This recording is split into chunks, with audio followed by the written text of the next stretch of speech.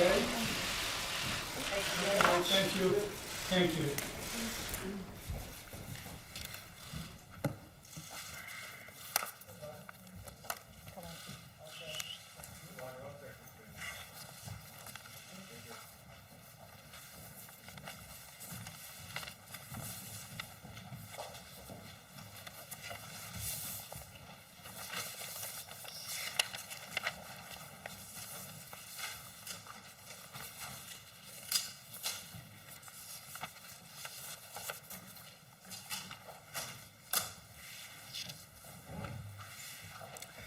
Ladies and gentlemen, the Vice President and I are very pleased to welcome you to our press conference.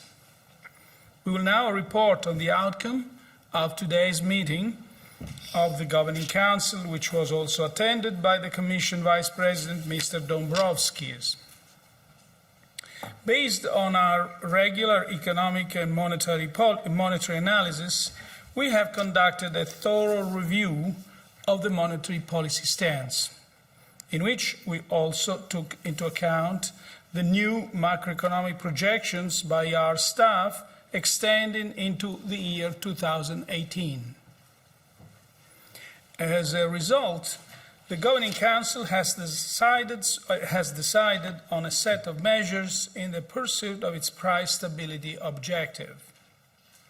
This comprehensive package will exploit the synergies between the different instruments and has been calibrated to further ease financing conditions, stimulate new credit provision, and thereby reinforce the momentum of the euro area's economic recovery and accelerate the return of inflation to levels below but close to 2%.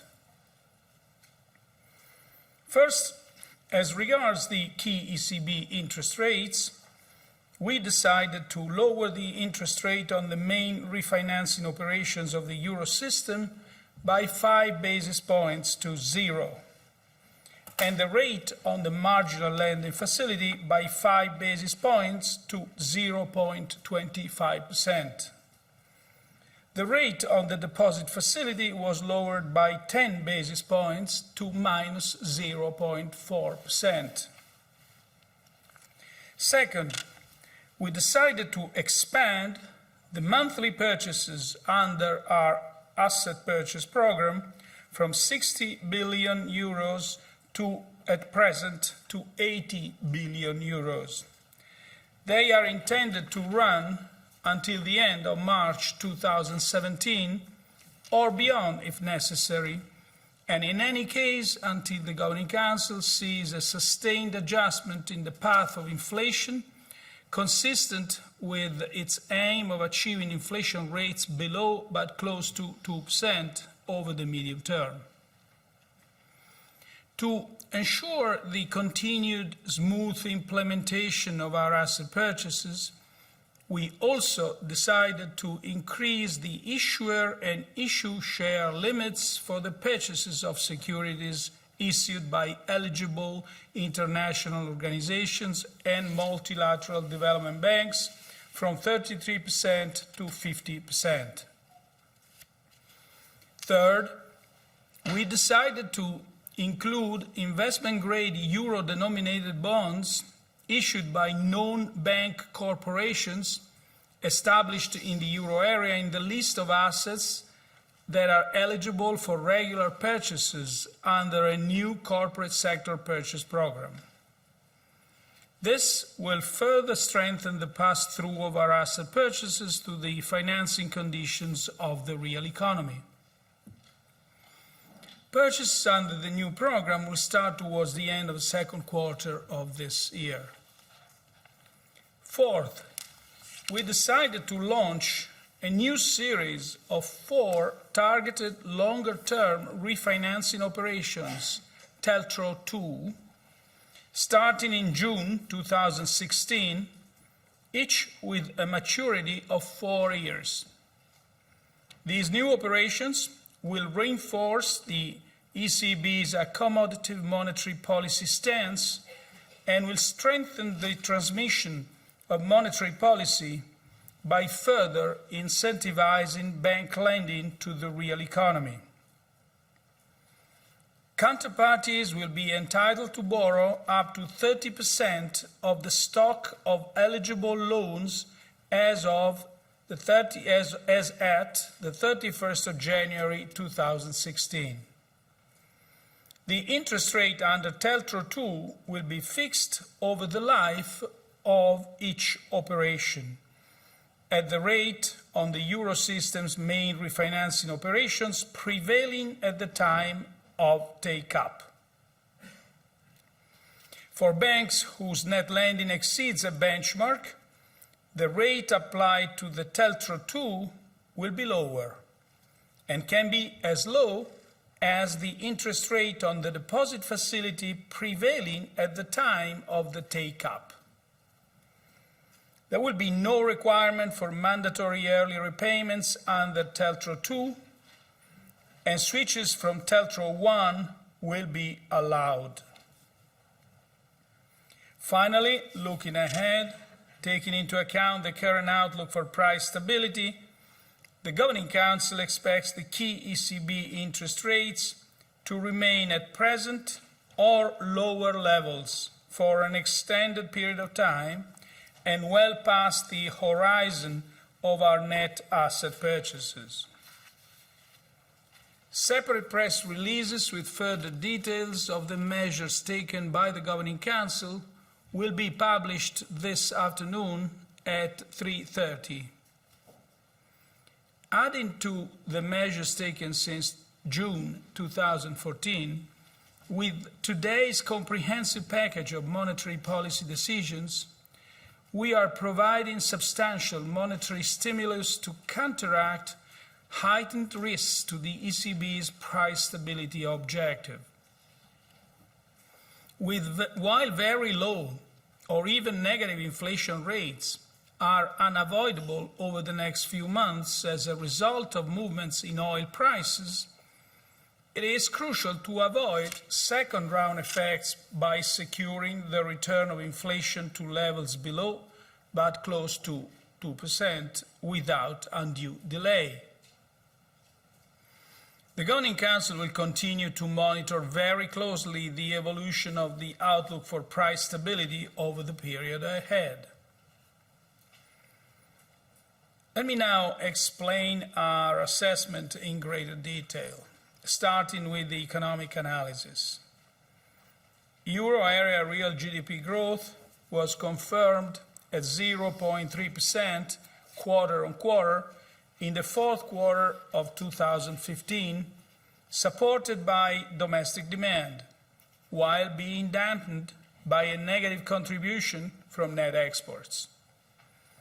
The most recent survey data point to weaker than expected growth momentum at the beginning of this year. Looking ahead, we expect the economic recovery to proceed at a moderate pace. Domestic demand should be further supported by our monetary policy measures and their favorable impact on financial conditions, as well as by continued employment gains benefiting from past structural reforms. Moreover, the low price of oil should provide additional support for households' real disposable income and private consumption, as well as corporate profitability and investment. In addition, the fiscal stance in the euro area is slightly expansionary, partly reflecting measures in support of refugees. However, the economic recovery in the euro area continues to be dampened by subdued growth prospects in emerging markets, volatile financial markets, the necessary balance sheet adjustments in a number of sectors, and the sluggish pace of implementation of structural reforms. This outlook is broadly reflected in the March 2016 ECB staff macroeconomic projections for the euro area, which foresee annual real GDP increasing by 1.4% in 2016, 1.7% in 2017, and 1.8% in 2018. Compared with the December 2015 Eurosystem macroeconomic projections, the outlook for real GDP growth has been revised slightly down, mainly reflecting the weakened growth prospects for the global economy. The risks to the euro area growth outlook remain tilted to the downside. They relate in particular to the heightened uncertainties regarding developments in the global economy, as well as to broader geopolitical risks. According to Eurostat's flash estimate, euro area annual HICP inflation was minus 0.2% in February 2016, compared with 0.3% in January. All main HICP components contributed to this decline. Looking ahead, on the basis of current futures prices for energy, inflation rates are expected to remain at negative levels in the coming months and to pick up later in 2016. Thereafter, supported by our monetary policy measures and the expected economic recovery, inflation rates should recover further. The Governing Council will closely monitor price-setting behavior and wage developments in the euro area, paying particular attention to ensure that the current low inflation environment does not become entrenched in second-round effects on wage and price setting. This broad pattern is also reflected in the March 2016 ECB staff macroeconomic projections for the euro area, which foresee annual HICP inflation at 0.1% in 2016, 1.3% in 2017, and 1.6% in 2018. In comparison with the December 2015 Eurosystem staff macroeconomic projections, the outlook for HICP inflation has been revised down, mainly reflecting the fall in oil prices over recent months. Turning to the monetary analysis, recent data confirm solid growth in broad money, M3, with the annual rate of growth of M3 standing at 5% in January 2016 after 4.7% in December 2015. Annual growth in M3 continues to be mainly supported by its most liquid components, with the narrow monetary aggregate M1 growing at an annual rate of 10.5% in January after 10.8% in December. Loan dynamics continued the path of gradual recovery observed since the beginning of 2014. The annual rate of change of loans to non-financial corporations increased to 0.6% in January 2016, up from 0.1% in December 2015. Developments in loans to enterprises continue to reflect the lagged relationship with the business cycle, credit risk, and the ongoing adjustment of financial and non-financial sector balance sheets. The annual growth rate of loans to households remained stable at 1.4% in January 2016. Overall, the monetary policy measures in place since June 2014 have clearly improved borrowing conditions for firms and households, as well as credit flows across the euro area. To sum up, a cross-check of the outcome of the economic analysis with the signals coming from the monetary analysis confirmed the need for further monetary stimulus in order to secure a return of inflation rates towards levels that are below but close to 2% without undue delay. Monetary policy is focused on maintaining price stability over the medium term, and its accommodative stance supports economic activity. However, in order to reap the full benefits from our monetary policy measures, other policy areas must contribute decisively. Given continued high structural unemployment and low potential output growth in the euro area, the ongoing cyclical recovery should be supported by effective structural policies. In particular, actions to raise productivity and improve the business environment, including the provision of an adequate public infrastructure, are vital to increase investment and boost job creation. The swift and effective implementation of structural reforms in an environment of accommodative monetary policy will not only lead to higher sustainable economic growth in the euro area, but will also make the euro area more resilient to global shocks. As indicated by the European Commission, the implementation of country-specific recommendations continued to be fairly limited in 2015.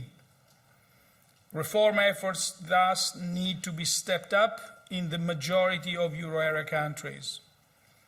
Fiscal policies should support the economic recovery while remaining in compliance with the fiscal rules of the European Union. Full and consistent implementation of the Stability and Growth Pact is crucial to maintain confidence in the fiscal framework. At the same time, all countries should strive for a more growth-friendly composition of fiscal policies. We are now at your disposal for questions.